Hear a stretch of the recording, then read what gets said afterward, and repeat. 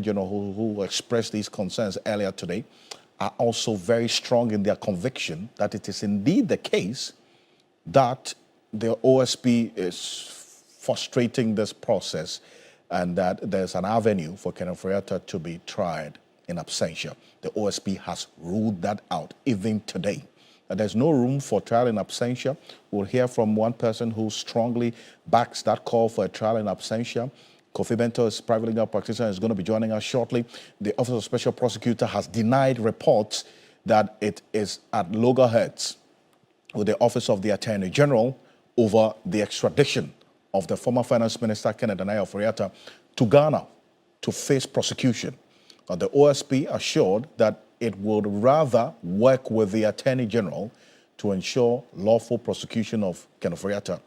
Now, this follows the revelations earlier today by the Deputy Attorney General, Dr. Justice Shremsai, that the AG's office still hasn't received the docket from the OSP on this Kenneth Friata case.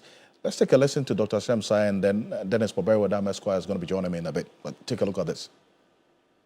Mr. Kenneth Friata is a subject of a number of criminal investigations, right? I think the one that is popular is the one that the OSP is conducting. And also, that is the one that we are made to believe is in an advanced stage where extradition will be required. And indeed, the OSP has already put the person on red alerts, Interpol red alerts. What it means is that it's a notice to the whole world that this person is a wanted man. But the Interpol alert is not an extradition, procedure. So if we really want the person to come, we need to make an extradition request to where we believe he is, which is the US. Now, this is what, and listen to me carefully on this. We are the only authority, that's the Attorney General Office, we are the only authority that can make extradition. But we need a docket from, an investigative docket from the OSP to be able to make this extradition request. As of today, we still do not have a docket from the OSP.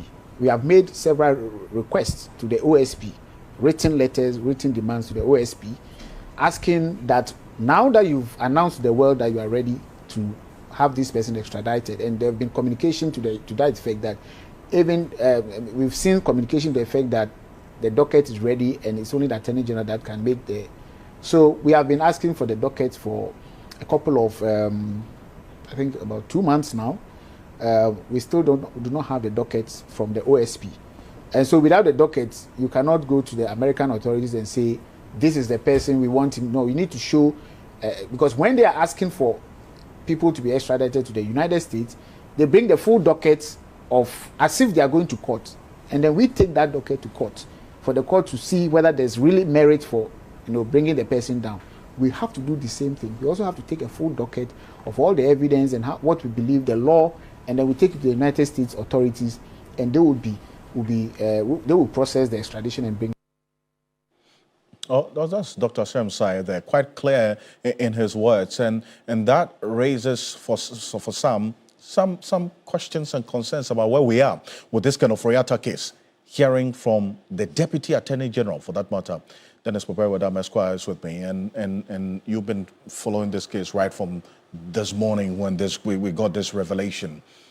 It sent a certain signal, does it not? This is not the first time we've had the Attorney General and the OSP, and this time there's no Yoko in it, but not at all. Yes, going at each other, or we have worked this path before, except this is with different persons now occupying the same offices. I mean, it's still the same office of the Special Prosecutor, but this time around, in the office of the Attorney General, you have a different person in there. True. But to put the matters in their proper context, I mean, this is not really the first time this issue is coming up. It had come up already on social media with correspondence between the Office of the Special Prosecutor, the Office of the Chief of Staff, the Attorney General. And those correspondence, as we saw them, seemed to suggest that there was some request made on the OSP to give certain documents, just so we don't sound so legalese and use dockets. Yeah. Just say documents that will facilitate this extradition process. The extradition basically is how they can get former Finance Minister Ken Ofori-Atta back to Ghana to face the law. But what we heard from the Deputy Attorney General is more like now giving more meat to what we had already read on social media, or giving more veracity to it. Sure. And he was quite clear and instructive that yes, they've made requests, but they still do not have these documents. And he begins by saying that this is a case that a certain sense was created, and that for them to ask for those documents to help, and they are still not getting. In fact, as at the time he was granting the interview, he said as at the time he was speaking, they still did not have those documents. But of course, the office... this was the request they put 2 months ago? Yes. So but of course, the Office of the Special Prosecutor hadn't spoken on this ever since the matter came up on social media. But when the Deputy Attorney General spoke on the matter, then some responses started coming in. First, we saw on the personal Facebook page of the Director of Strategy and Communications, Sami Darko. He had written at length to address the matter. Then shortly after that, there was a statement on the letterhead of the Office of the Special Prosecutor itself addressing, substantially, the two statements, both on Sami Darko's page and then on the OSP's letterhead, carry the same information. And that's to the effect that they wanted to put matters in their proper context. And the first thing they sought to do was to dismiss that seeming suggestion that there was some kind of friction between the Office of the Special Prosecutor and then the Attorney General's office in respect of the extradition processes involving the former finance minister. In doing so, they recount and admitting that indeed those correspondence that we saw on social media indeed were true, except to also express the fear that it compromises their own security, and to also say that they can say for a fact that those documents or those letters between the offices of the OSP, Chief of Staff, Attorney General, the leakage of those letters did not come from the OSP, and they are concerned that such leakages compromise the quality of work they'll be doing. But what's important is that in that particular, in the correspondence, they try to give timelines as to what really happened at what time, and the reason for which the the Attorney General still does not have the docket as he or as the office has requested. So And they basically make the point. They're essentially making the point about they not frustrating the work. So that the OSP does not sacrifice excellence. This talks about how speedy the Attorney General office wanted the docket, and how the OSP also wanted to take its time to do the work, just so it does not sacrifice the quality of the work for its for expediency. Did they say anything about the extradition process? Yeah. Yes. Of course, they had to indicate that this whole extradition thing was based on the investigations by the OSP, just to say that they own it. So there's no point frustrating something that they themselves have actually started. And this is what they say in parts. That the OSP does not sacrifice excellence. No, let's go back a bit, because that's where they begin talking about the frustration aspect. Yes, that the OSP is not frustrating and will not frustrate its own extradition request. Therefore, there's absolutely no reason for the Attorney General's department to feel frustrated if that is the case in respect of the matter it is involved in. Then it goes on to now talk about the fact that the OSP does not sacrifice excellent and professional investigation on perceived frustration over a response.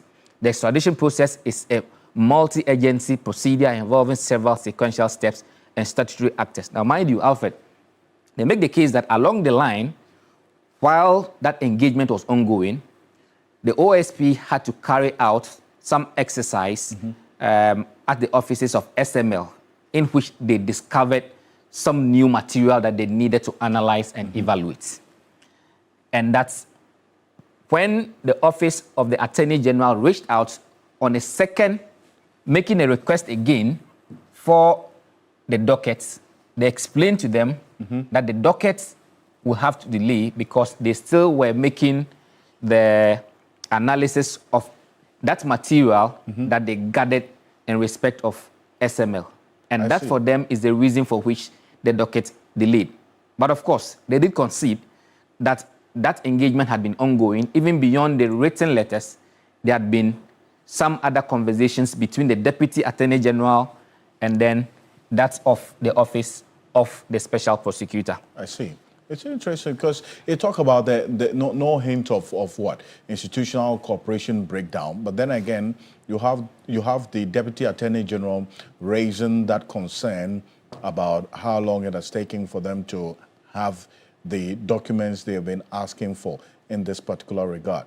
That assurance of the continuous collaboration or cooperation is important because you see, it is for the greater good. Precisely. The Attorney General's office is the mother the office for the OSP. They are the central authority when it comes to this. They approve their budgets and so on. I mean, the OSP derives its authority from the AGs.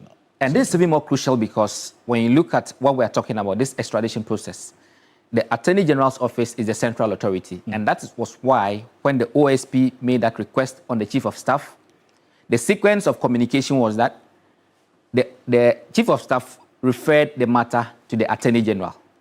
Attorney General now notifies the Office of the Special Prosecutor that, yes, I have received your extradition request. Kindly furnish me with further information, which included some officers that they required from the OSP to join in, and also the dockets. The officers were assigned all right, but the docket did not come, based on that explanation they gave along the line that they had discovered or they had done some search and seizures at the office of SML, for which they were still working on. But what's important is that even though you don't find it expressly in the official document from the OSP, when you read what Sami Darko, who is the Director of Communications and Strategy at the Office of the Special Prosecutor, put out, he says that he is aware that this docket is near completion and hopefully it will be submitted within this week to facilitate the process of extradition. So if that's anything to go by, which of course he is the man who has been engaging us all through all this time, it means that within this week, that docket in question should be given to the Office of the Special Prosecutor for the processes to progress, Alfred. But you also would find those who take the position that it's interesting that today that the Deputy Attorney General has publicly stated this information of almost 2 months ago. This request of this same document, 2 months has been pending, and the day that the Deputy Attorney General speaks publicly, we have the information that that document will be available this week. Be that as it may, that's some good development. And we are looking forward to it. We'll look forward to it before the end of the week and see how things play out. But then again,